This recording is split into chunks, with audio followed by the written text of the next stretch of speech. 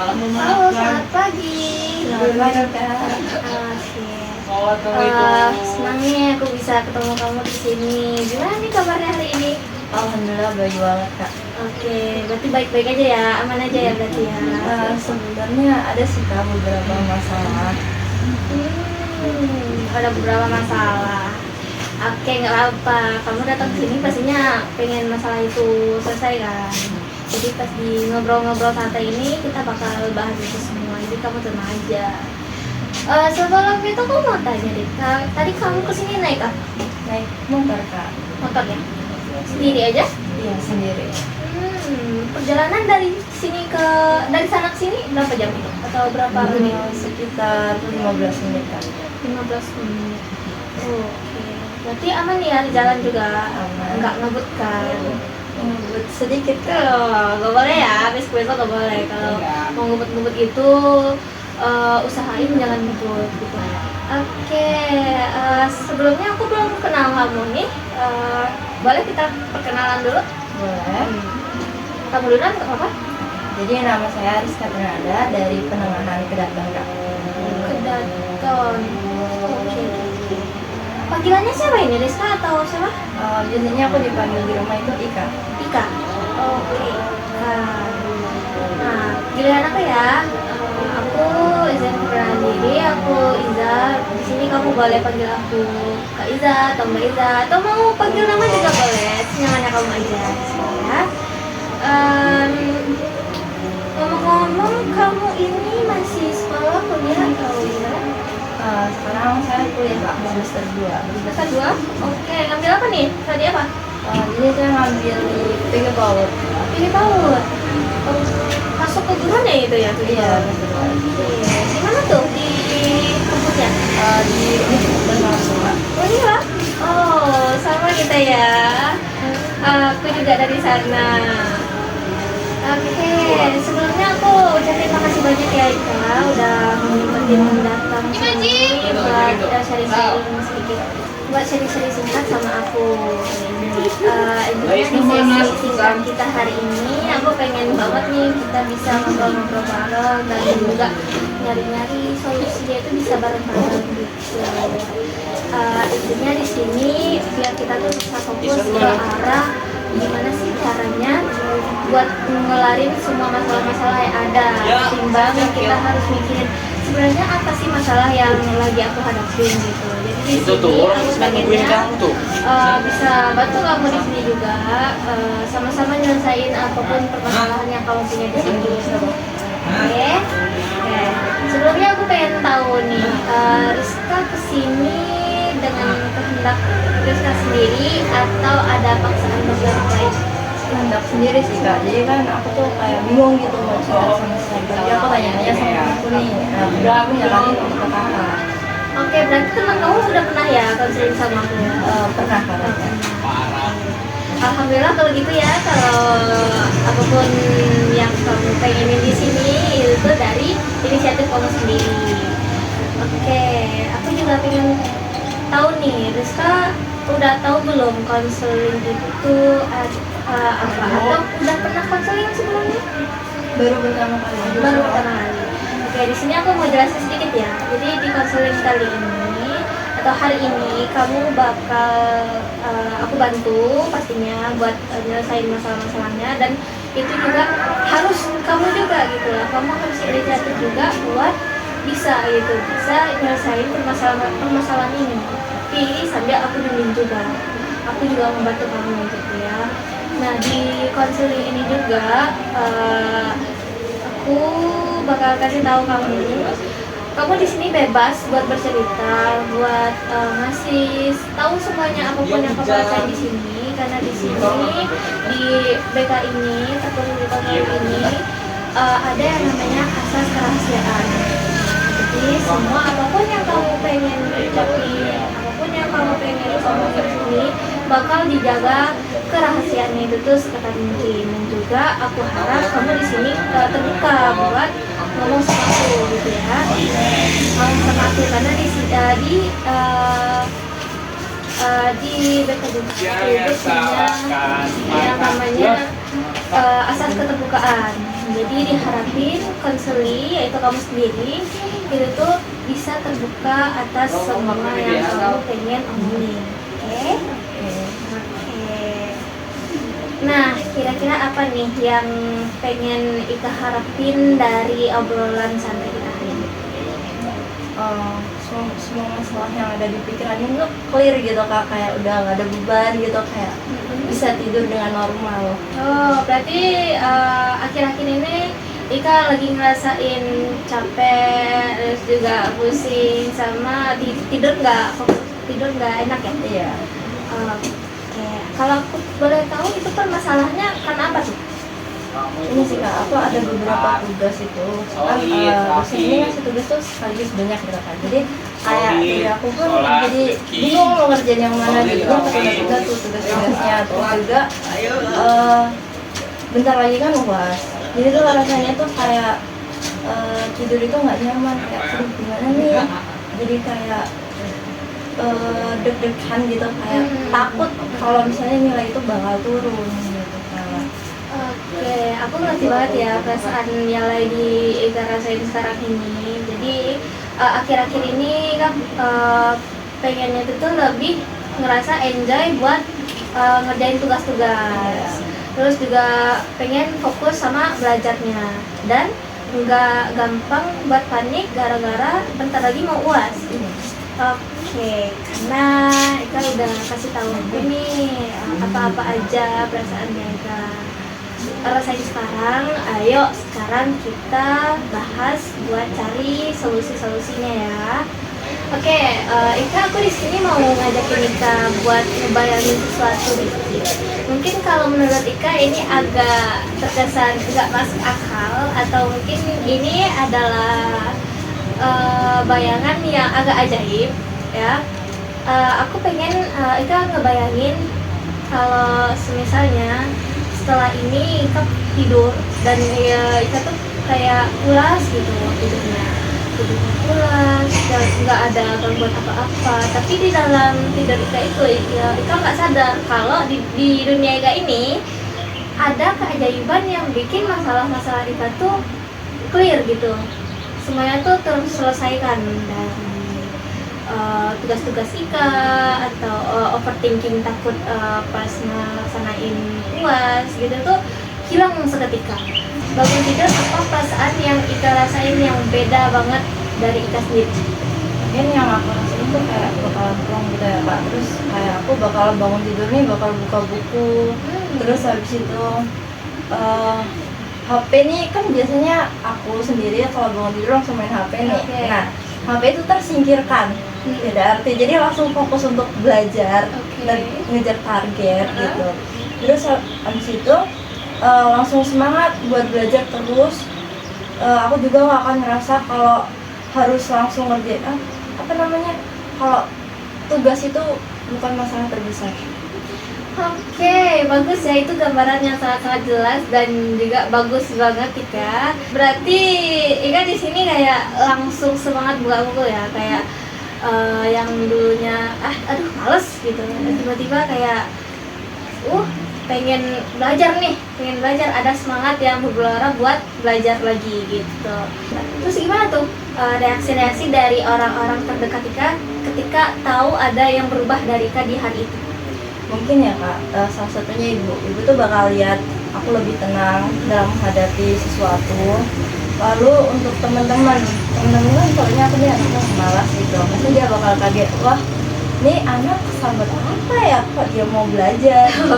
Okay. Terus habis itu aku bakal nyusul tugas dari jauh-jauh hari, gak usah mepet waktu deadline, karena biasanya kan aku ngerjain tuh mepet waktu deadline. Berarti kayak suka SKS ya? Iya, SKS kebut sebawang. Terus gimana tuh? Mungkin ya tugas ini perubahannya terus bakal cepat selesai gitu. Berarti banyak ya dari orang-orang sekitaran kamu itu bakal ngeh sama perubahan yang kamu yang ada di dalam diri kamu itu ya. Oke, itu hebat banget sih Rika ya. Berarti kalau tadi Ika bilang kayak ibu nggak ngelihat Ika jadi pribadi yang panikan lagi. Berarti sebelum ini tuh Ika jadi pribadi yang sangat mudah panik gitu ya. Iya.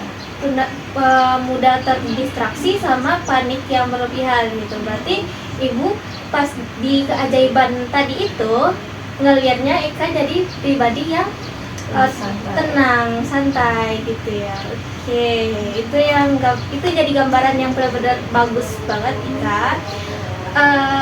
Selain itu, aku mau tanya nih, apalagi yang bakal Rizka lakuin di hari itu yang bakal beda di hari-hari biasanya?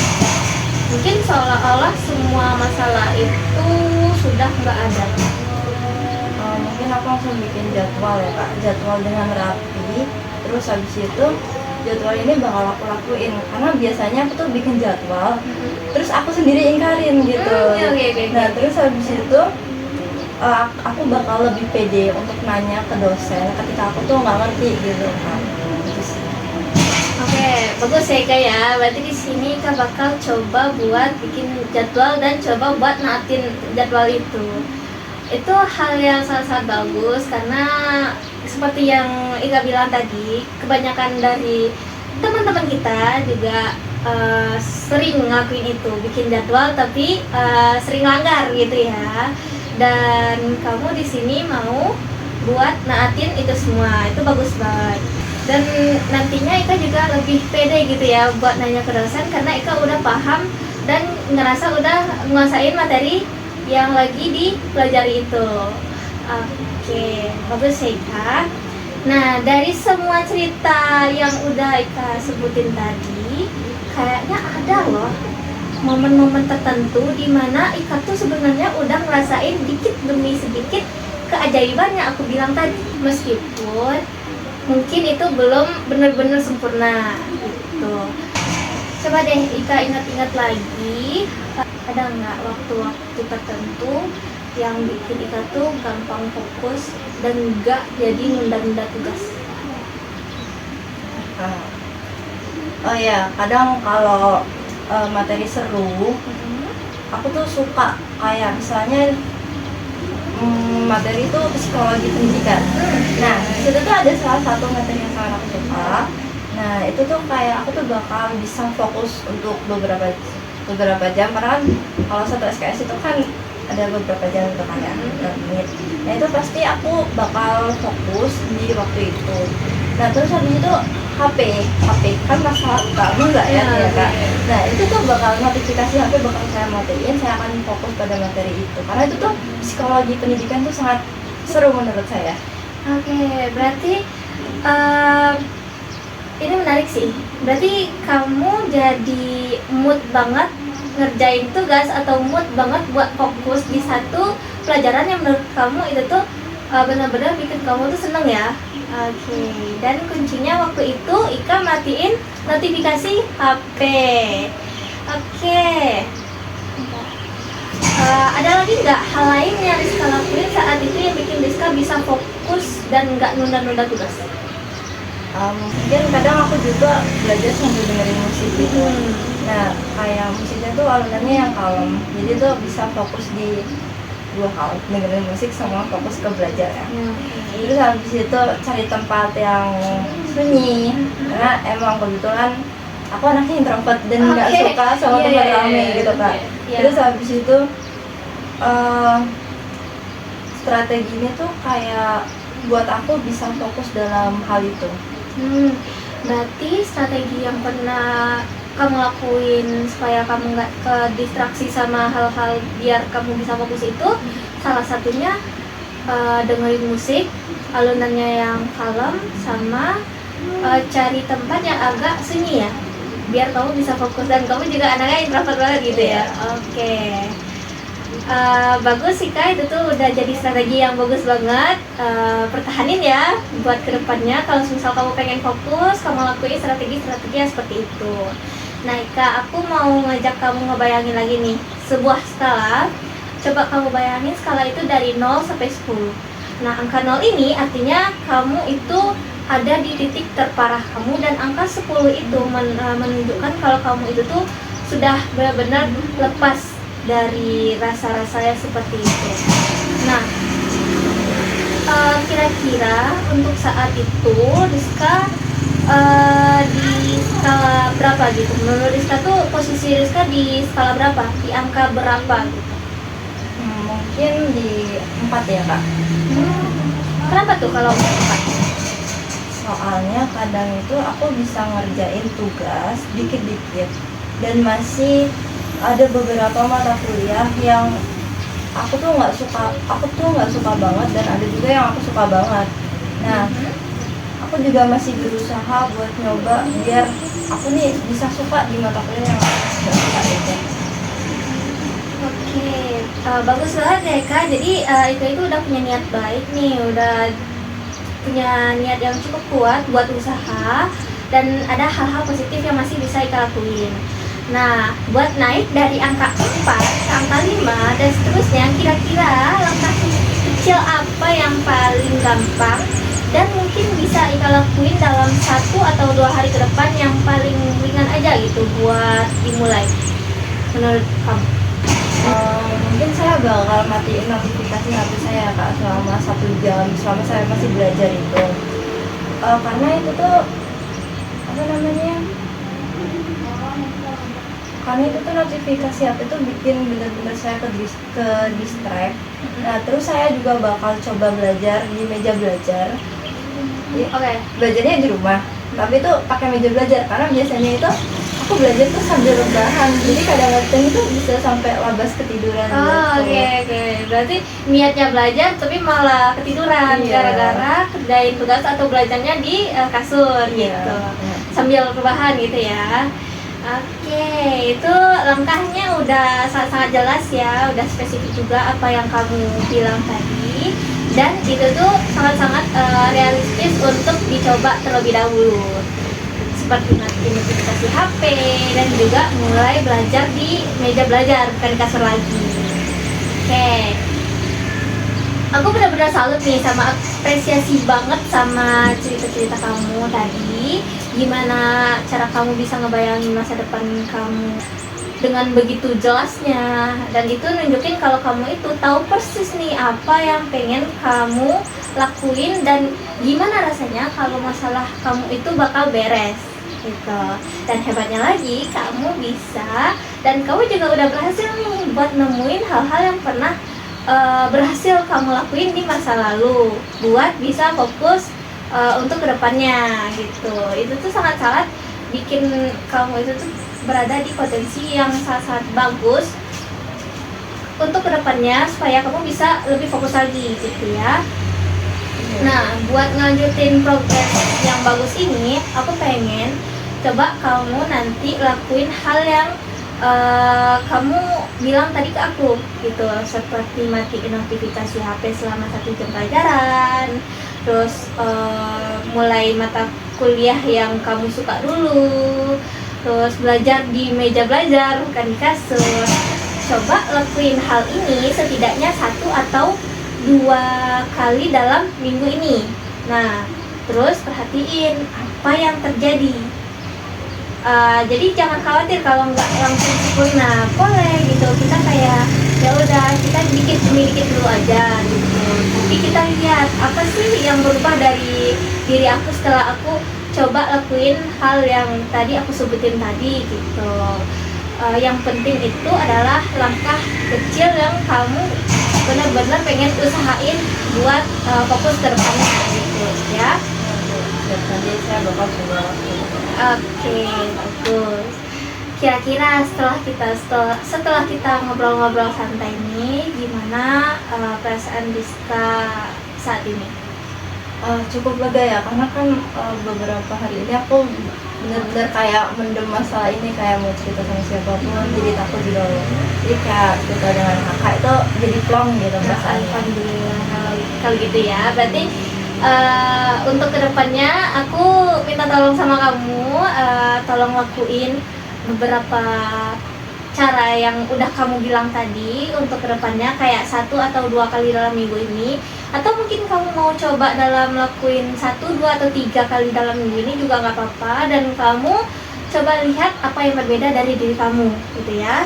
Nanti untuk minggu kedepannya, kalau misal kamu pengen konseling lagi sama aku dan ngobrol apa yang berubah dari diri kamu, itu tuh sangat sangat gak apa-apa banget kamu datang lagi ke sini. Tapi hubungin aku dulu ya. Jadi kita bisa nyamain jadwal kita dan aku bisa juga buat nemuin kamu buat ngebahas lebih dalam lagi tentang masalah ini. Oke? Ya, terima kasih Kak. Oke, syukurlah kalau gitu ya. Jadi gini Kak, ingat ya kalau fokus pada apa yang pengen kamu raih itu tuh sebenarnya gampang sulit. Tapi dari setiap langkah kecil yang kamu lakuin itu, nah itu tuh lah kayak sudah menjadi sebuah kemajuan bagi diri kamu sendiri gitu. Nah, selanjutnya kita bisa ngobrol lagi di minggu kedepannya. Yang kayak sudah aku bilang tadi ke kamu boleh hubungin aku dulu, nanti kita samain jadwalnya dan kita bahas lebih lanjut lagi gimana progres kamu dalam seminggu ke depan. Oke. Sejauh ini udah cukup atau masih ada yang pengen kamu sampaikan? Jadi untuk hari ini cukup ya Kak. Nanti saya coba pikir-pikir lagi dan saya akan coba saran-saran dari Kakak. Oke. Itu sebenarnya bukan saran dari aku sih ya. Soalnya kan itu udah masuk di diri kamu yang dulu kamu udah pernah coba itu. Jadi aku saranin untuk lakuin apa yang udah kamu coba dulu, coba lagi sekarang dan lebih dimantepin lagi gitu. Oke? Oke. Terima kasih Kak. Oke. Ngomong-ngomong, nanti kamu mau kemana habis ini? Mungkin ini jam 12. Nanti ada kelas di jam 2, jadi Oke. langsung ke kampus. Oke deh. Kalau gitu hati-hati ya ke kampusnya. Ingat, tadi kan ngebut-ngebut, sekarang jangan ngebut-ngebut lagi. Oke. Mungkin kita sudahi ya sesi counseling kita pada hari ini. Aku ucapin makasih banget karena Rizka udah mau buka dan mau ngobrol sama aku di hari ini. Hati-hati di jalan ya Kak kalau mau berangkat. Ya baik. Terima kasih Kak. Iya, sama-sama.